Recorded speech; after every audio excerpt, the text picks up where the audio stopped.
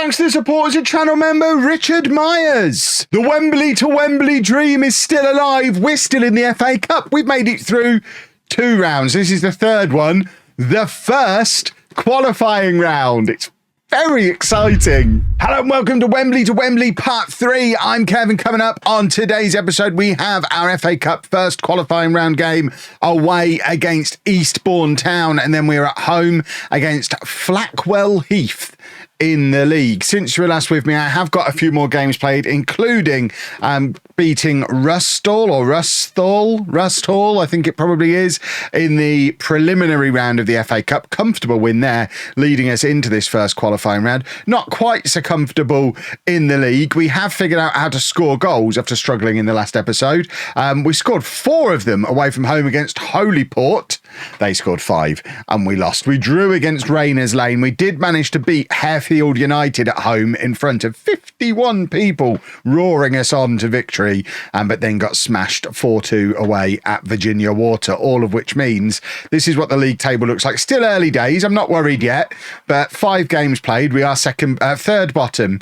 5 games played, only 4 points on the board, 18th place. We're supposed to be in the playoffs. We're already 5 points outside of those. So we do need to start winning games in the league fairly soon. But we're not worrying about the league right now, because now is all about the FA Cup, and we are facing Eastbourne Town in the FA Cup. They play it at the same level as us, the Counties League. They've had a much better start to the season than we have. Let's head to Eastbourne. So Eastbourne Town, of course, not to be confused with Eastbourne Borough, who play in the National League South. This is where Eastbourne Town play, in what looks like the Eastbourne Sports place, because you've got the bowling club, you've got the cricket club. We're still relatively close to the sea, nice and near Eastbourne Pier. We love a trip to the seaside. There's a Taco Bell in Eastbourne. Wonderful stuff. How close are they to Eastbourne Borough, I wonder? So Eastbourne Borough Football Club. I mean, wow. Okay, they are way on the edge of town. So I would argue Eastbourne Town, very much the Eastbourne Club, Eastbourne Borough, basically in Langley, wherever Langley is. Let's have a closer little zoom in on Eastbourne Town. Just have a look to see how close we can get from the roads outside. We like to have a little look. I don't think the stadium's over there. There it is, look! Oh, wowzers, you can see it from the road. Can we get any closer than this? I don't think we can. I tell you what, for this kind of level, that looks like some nice little facilities. There's a little covered area there. They've got floodlights. So it's the Saffron Sports Club, which is home of Eastbourne Cricket Club, Eastbourne Town Football Club, Eastbourne Hockey Club, the Compton Croquet Club. This is proper fancy. They've got a croquet club and proper brick-built turnstile building. Very snazzy. I mean, they look so snazzy, they're going to beat us. If you are looking to travel to Eastbourne to watch this game, I was going to say if you bring a box with you, you could stand on it and look over this wall. Alternatively, you could probably stand just here and just watch the match through this gate. Please support local football. Don't do that. So this is the team that we're taking to Eastbourne. We are still persisting with our sort of Christmas tree. As you can see, it's not really working in midfield. Smith and Martin don't really play well together, but Hamilton, Pearce and Martin are all attacking midfielders naturally, and are 3 of our best players. Canerva, obviously, with the incredible finishing, is just going to get better and better the more game time he gets, although he's not exactly scoring for fun or playing particularly well just yet. But the only alternative to this, I guess, would be a narrow 4-2-3-1 with Hamilton, Pearce and Martin all playing behind Canerva, which feels even more gung-ho and attacking than this one can be at times. So I think this is probably giving us a nice balance between getting our best players in sort of their best roles. It's a bit harsh on Sean Martin, but to be fair, until he gets a surname, it's the kind of treatment that he deserves, and just does give us that midfield 3 for a little bit of balance as well. So this is the 11. It's Whelans in goal, a back 4 of Black, who, by the way, Seamus Black scored a hat-trick in the previous round of this competition from left back. I don't know that we'll ever see a left-back get a hat-trick again in the entire series. But Black, Obama, Kimwa, Antwi and Smith.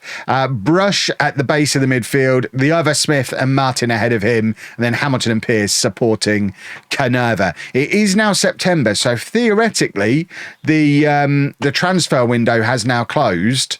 There's not been a big grand announcement that we can now sign players. I haven't actually tried. I mean, shall we just try and...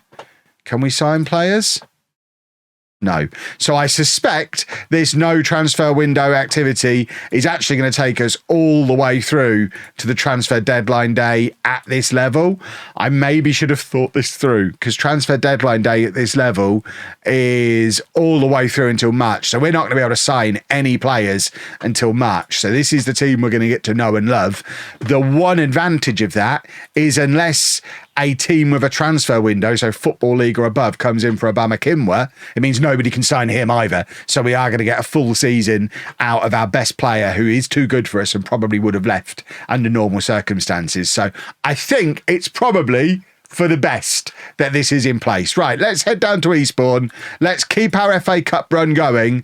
And what I do find interesting as well, can I get that screen back up? I can.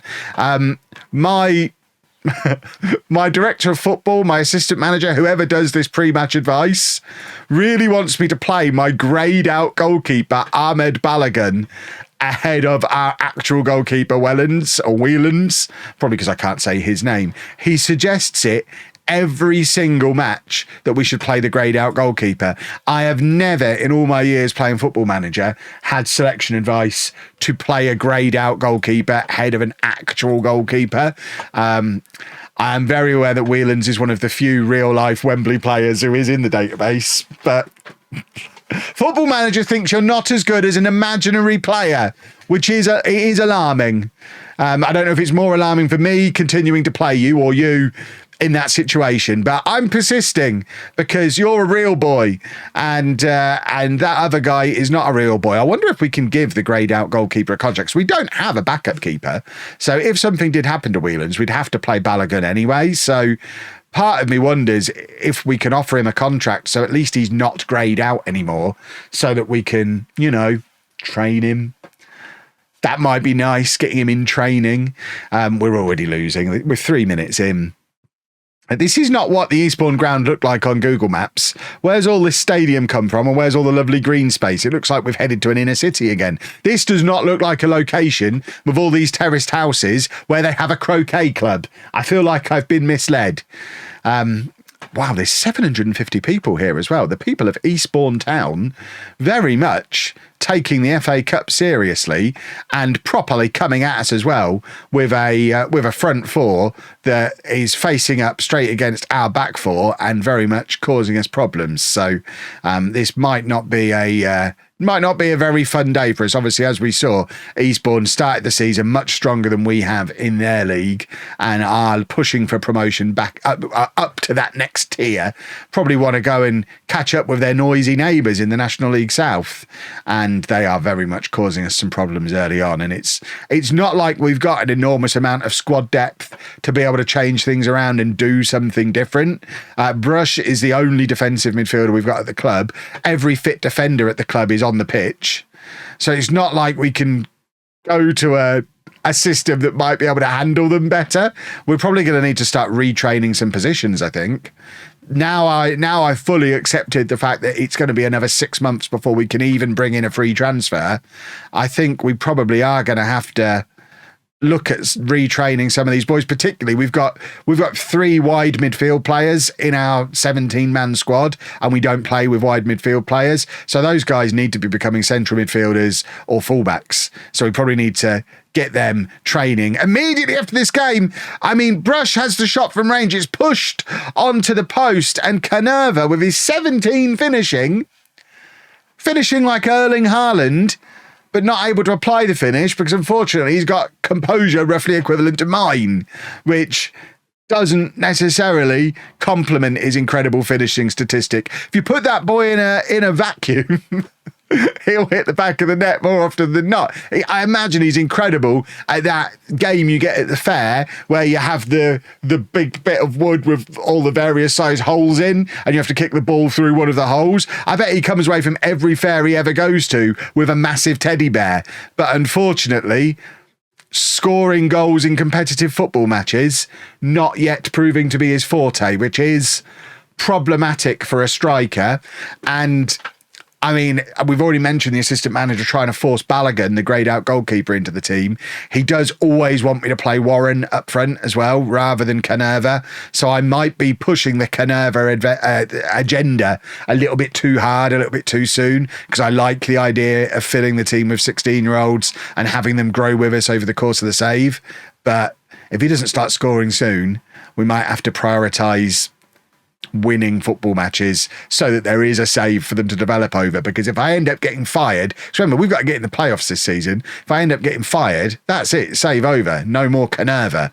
So it's in his best interest if somebody's in the team scoring, even if it's not him. Pearce, by the way, is great. We saw a little bit of him in the last episode. He continues to look really, really good. And that was a very useful shot from range. I think that was Sean Martin, one of the other 16-year-olds, with a great shot from range, testing the keeper, and we got ourselves a corner. And it's going to be Martin that comes over to take it, hitting the in-swinger where Hamilton is there, all 6'3" of him, and Canerva! Oh, I thought he'd scored a wonder goal. After all that criticism, somehow the goalkeeper's pushed it round the post again. Their goalkeeper has made a couple of incredible saves from long-range efforts. Martin with the corner again, and the keeper is there to collect very comfortably. But by all rights, we should be level in this game. Two outstanding saves from their keeper, who's still only on a 6.9, inexplicably, after two wonderful saves. Well, that's quite upsetting. We've got a lot of strikers. I wonder if with the amount of strikers we've got in the squad, we should be playing a one-striker system. Again, if we're talking of players who need to train new positions, I think probably all of these strikers need to be training to play somewhere else. I mean, he can theoretically play central midfield, so can he. So both of them probably need to be training for central midfield. We are a little bit light in centre mid. We do have the option to switch to that and bring another striker on. I think it's probably a little early in the game to do it. Oh, everyone's been shuffled around here. Or those two have been shuffled around. But it's something for us to bear in mind as the game goes on. We're going to offer some encouragement. Considering how much better Eastbourne looked than us early on in the game, I don't think we're doing too bad to only be 1-0 down at this point, but we are going to have to go for it at some point. They've scored really early on in both halves. Whelan's probably does need to do better there. Let's have a look at it from the other angle. I mean, I'll give him the benefit of the doubt. The sun was probably in his eyes. Let's buy the boy a hat. It's straight at him. It's straight at him at hand height. Oh, no. Right. I think we probably do need to. We're going to go attacking. If we score here, we'll calm down again. If not, so, I mean, Black must be one of the top scorers in the whole competition at the moment, because not many teams play in the extra preliminary round and the preliminary round. So if Black was to grab a goal there, he might end a match as the FA Cup's top scorer, which would be quite the thing for a tier 9 left back to be able to say 3 rounds into the competition. But I think we probably have to stick an extra striker on, don't we? And it's going to sacrifice a little bit in midfield, but our midfield hasn't looked very good anyway. So, I mean, we may as well just stick more men in attacking roles and forget about having a midfield. Black heads it on to Canerva. Canerva turns rather than shooting, and Hamilton from range. And that was another good opportunity, but Canerva someone needs to tell him that he's got 17 finishing. He can shoot from there. It'll be fine. Right, we're going to go to this. We're going to stay attacking. We don't have another DM at the club, which is not ideal. Smith can go back in there. And we are going to sacrifice one of the attacking midfielders. Who's had the worst game out of Pearce, Hamilton, Martin? It's Hamilton who's going to come off. He's also on a yellow card. So we'll go with the two 16-year-olds behind Canerva, and we're going to bring on James Warren to play up with him. We'll swap those two around. And I don't know, bring on one of our wide midfielders to play right back. So we've got a proper, we might take Smith off, actually, put the other Smith in there who's a centre back, but he can play DM, sort of, a little bit-ish. He's aggressive. That's all you need for that role, isn't it? And we'll bring on Orsi Dademo there. And that will do for now. So he's now a little bit more of an attacking option. Let's he's a winger. Let's get him forward doing some winging. And maybe swap those two over so we've got the centre-back playing as the ball-winning midfielder. Let's try this, shall we? Right, we get back into the game and immediately we've got a corner to defend, and that's probably going to be the disadvantage of taking Hamilton off all of his size. Right, Canerva's got the ball with a potential counter-attack. Who's that charging forward? Give it to this guy. It's Pierce. Give it. That boy is literally just a fairground attraction. He doesn't have any awareness of what's going on around him on the pitch. He is only 16. He's very raw. It's going to be... I hope he goes on to become a series legend. But at the moment, goodness me, can he be frustrating. Brush across to Martin. Martin just runs straight into the opposition player. We're not winning the FA Cup this year, folks. And it's going to be a long, hard season with this absolute shambles of a squad that we've got. Oh, my word. Right, let's demand more, shall we? And we've not played poorly. Again, if you look at the XG, if you look at the possession, if you look at all of the stats, 16 shots, 6 on target, decent XG, decent amount of possession, so many corners in the match between the two of us. We've just been let down by our goalkeeper and our finishing. And unfortunately, that has been the story of the season up to this point. Right, we're going to bring on Lee. We've got two wingers back there now and a defender playing in midfield. I think as much as I hate it, we're going to this. Because, you might as well. Oh, this is horrible. Right, he can play as a covering centre-back because he's that good. Not a stopper. He can play as the covering centre-back between the two. And we've then got another winger and two more strikers on the bench and two more changes we come out. I think we take off Canerva. We're going to bring on Lincoln Garrick, who we've not really given any game time to. But let's see if he can come on and be a difference maker. We still have one more substitution we can make, which I think will probably be sacrificing one of these defenders and bringing on another striker with 10 minutes to go and just properly going for it. We've got to try magic of the cup and all that. We're so evenly matched. We just need someone to step up and become a goal scorer. Right, Martin's actually made my mind up for me and needs to come off because he's tiring. But rather than bringing on another winger, I think we do bring on another striker. And we'll go 3 up top like this. What kind of striker's O'Donoghue? Oh, it's not O'Donoghue, it's just Donoghue. Right, he's a target man, so he can play in the middle as a target man. I will go very attacking. Kev always uses the same tactics in every save. Does he? I need a screenshot of this one as evidence for future generations. My word. Right. If it works, can you imagine if I have to use this week in, week out? Wowzers. I don't think we're going to even get a highlight. We've gone very attacking, which of course we all know means no more highlights are coming. The FA Cup run is over. It was a distraction anyway. We always wanted to focus on the league. And now we really do need to focus on the league because we need a win. Quite badly, we need a win. Is there going to be a full-time whistle? Well, the FA Cup was fun while it lasted. No Wembley trip for us this year, unless the FA Vars takes us there. But I suspect we're not going to win that either. Now we are playing Flackwell Heath, who are currently 4th in the league. It doesn't get any easier. Right, we've made a few changes to the squad makeup for Flackwell Heath. Firstly, we have given Balogun an actual contract. He's got a contract to the end of the season, 5-star potential. Of course he has. Not nearly good enough to start, and bringing him in permanently does seem to have stopped my assistant manager from trying to force the agenda of playing him, which is quite nice. We're also dropping Canerva. I think we're putting too much pressure on the young boy, and we're going to bring James Warren in to play up front, another one who needs a surname. I've also called up a few more youngsters who, on the face of it, don't look ready for the first team squad, but we just need numbers in here. So the likes of this kid who, I mean, 2 greyed out stars, but they've all got 5-star potential. So let's just get extra bodies in the squad, I guess. The rest of the team is largely the same. Nielsen is now fit enough to come back in at right back. The midfield is all the same. I've changed Dom Pearce's role because maybe we were pushing him a bit too far forward as a shadow striker. Get him a little bit more into the midfield. I don't know. I just feel like I need to change things. Let's get the team submitted, and fingers crossed we can pull off a league win at home. We haven't been utterly terrible at home. There's only 28 people here. Half the people who were here for that previous game I mentioned haven't bothered coming back. We made such an impression on them. Right, Smith plays it forward to Hamilton.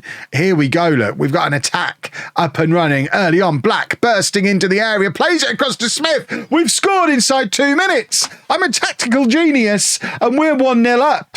Oh, goodness me, how much do I want to win a league match here? It'd be so important for us. Lovely work from Black down the left-hand side. He's only considered, I think he's a half-star current ability player.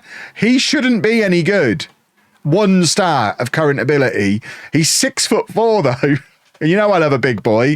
And he just looks really, really useful flying forward as a fullback. So, as it stands, if we pull off the win here, I know it's very early days, but this would take us above the Kev ratio onto 7 points from 6 games and move us a little bit further away from the bottom of the league, where obviously we don't want to be. We do need to obviously move into the top half of the table because the board are looking for the playoffs. We'd probably get away with a top half finish, but I don't think we could finish 14th and keep the job. I mean, Antwi, 16-year-old defender there, that was some incredible composure from him. If we could get some of that composure into our other 16-year-old, we'd have a proper goal scorer on our hands. It's Martin to take the in-swinging corner. Black, of course, is lurking. Black and Hamilton, the 2 big boys, but neither of them able to make a proper contact, and it ends up going behind for a goal kick. We've had an incredible start to this game. Burst out of the blocks. Flackwell Heath haven't managed to have a shot yet, and we're looking good currently. Maybe we just had a rough run of games to start the season off with. No, here comes the set piece, and Brush has given away a penalty. Super duper. Right, Whelan's a chance to redeem himself after a pretty poor performance against Eastbourne. Can he pull off a penalty save? He cannot, and it's 1-1 and completely against the run of play. Flackwell Heath are back in it. I think that's their first shot of the match, and it's a penalty kick, and it's very frustrating. I don't want to see the replay. That is literally the only shot they've had. It does put them ahead of us for XG, though, because penalties are so fully loaded up with XG. And now another set piece, lumping it forward. This time we managed to get it clear without giving away a penalty, and it's Pearce with the chance to get a counter-attack going. There is somebody unmarked in the middle. I can't see who it is because I can't see a shirt, but he's given it to our right back, Nielsen, who bursts forward, has the shot, and tests the keeper. It's gone behind for a corner. I mean, if Nielsen had scored there, we would have to be seriously thinking in terms of maybe playing a back 3 with some proper wing-backs, because Black obviously does a lot of good work down the left-hand side. If Nielsen's going to be a flying wing-back on the other side as well, we might actually have to take advantage of that fact, maybe get Brush out of the team and get Kevin Smith back in as a centre-back and go over back 3 and push those 2 forward. That's maybe a thing. I'm always very much against doing a back 3, and if I was able to build a squad myself, we'd never even dream of one. But we've got to work with the players that we've got, and if the players are going to force me into a wing-back system, because once again, Nielsen doing good work on the right-hand side, but can't get anyone onto the end of the cross, and it falls to Hamilton on the edge of the area, turns beautifully. What an effort from Hamilton, and it comes back off the crossbar. We are looking good in this game. It's going to be very frustrating if we don't come away with all 3 points because we've looked comfortably the better team in this match. Once again, just suffering a little bit with a lack of finishing. Warren up front, rocking a 6.4. I mean, we've got 4 strikers to try. We're going to have to find one that works. Maybe, because we're deep in non-league, maybe we're just going to have to do 2 strikers. Maybe asking one striker to do it on his own at this level is asking too much of him. The only problem is, of course, we've then got all these attacking midfielders that we can't get in the team. If we play 2 strikers, that's just so frustrating. They've had 2 shots and scored them both. Oh no, the goalkeeper is the problem, isn't he? Oh dearie me. I mean, Antwi's not covered himself in glory there, but he's a 16-year-old kid. We let him off. They've had 2 shots on target. Whelans hasn't made a save yet in this episode, I don't think. And now Pearce is injured again. Is he injury prone? Because this is his 3rd injury of the season already. Maybe we're playing him too much. Right, I guess we take the opportunity to bring on a striker. We'll try Garrick. We'll go to this system, which doesn't really work because we don't have a second DM. Right, we're going to put Smith back there again. Martin gets to push forward. And then Garrick can play up with Warren. We're going to have to go attacking as well. Nielsen can be a bit more attacking than that. And let's push Black a little bit further forward as well because he's looked so effective. More. Oh, I've put no pressure. I've pressed the wrong button there. That's the last. Reverse that. That's the last thing I wanted to say. If anything, pressure, because we are currently bottom of the league. There's a lot of pressure. Forget no pressure. There is a lot of pressure. Whelans with the goal kick. Forward to Garrick. We've won a header. We've actually got possession in the opposition half. This is unusual. Right, Nielsen, who's done some good work today from right back, kind of run himself into trouble there, didn't know where to go with it. And Antwi, who seems to fancy himself as a bit of a ball-playing defender. Unfortunately, he's not very good at it. I was going to try and make that sound more technical than it was, but no, he's just not very good at it. Garrick is in here. He's got no pace at all, but he does manage to get in, and Lincoln Garrick has got his first ever goal for the club. Maybe we have our answer at centre forward. He's just come on the pitch. He's just done a little roly-poly as well, but he's just come on the pitch. He's slow. I think he's the one who's very slow. We'll have a look at his attributes again in a second, but it's a lovely finish from him. That's what we've needed from a striker. So, I mean, he's not actually as slow as I thought. I mean, he would never be described as quick by anybody, but he's not like proper lumbering. And that was a good finish. So maybe Garrick gets a run in the team. Maybe we have to go to this 2-striker system. I mean, if Pearce is properly injured, it kind of forces my hand to do it anyway. We're going to bring on Canova as well to play alongside Garrick now. Obama-Kinwa just doesn't seem to fancy it half the time. We're not going to take him off just yet because we only get 3 substitutions in the league. So we'll hold fire for another 10 minutes or so in case somebody gets injured. But Hamilton, that's the second time he has tested that goalkeeper today, and he has made a couple of very, very good saves. Look at the match stats, by the way. I feel like we're being robbed here. We deserve something out of this game, something more than just a stupid 2 points. Who cares about 2 points? 2 points are rubbish. Right, Antwi's tired, so Smith's going to come on for him. We're going to stay attacking. We're going to offer some encouragement, and hopefully we're going to find ourselves a late winner because we're still below the Kev ratio. Fewer points than games played. It isn't good enough. We need to start winning some matches. And this felt like an opportunity today, but we're still flailing around trying to find our best system.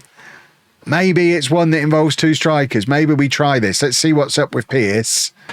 If Pearce is proper injured, yeah, he's out for a month. So, oh, and Martin's injured again. So we've got fewer midfielders. Right, we're going to have to switch. We're going to play a few matches with that and hope that by having 2 strikers up, it makes a little bit of a difference for us. We're not going to go too far ahead here because I'm very conscious of the fact that the league table is looking terrifying and we might get sacked. So I think we'll just get to the end of September, maybe show you probably don't care about the 2 cup games. We'll come back for Wokingham, I think, and fingers crossed we'll have won at least one more game between now and then, please. If you've enjoyed that, please make sure you leave a nice big thumbs up on there for me. Subscribe to the channel for daily Football Manager videos. And thank you very much for watching.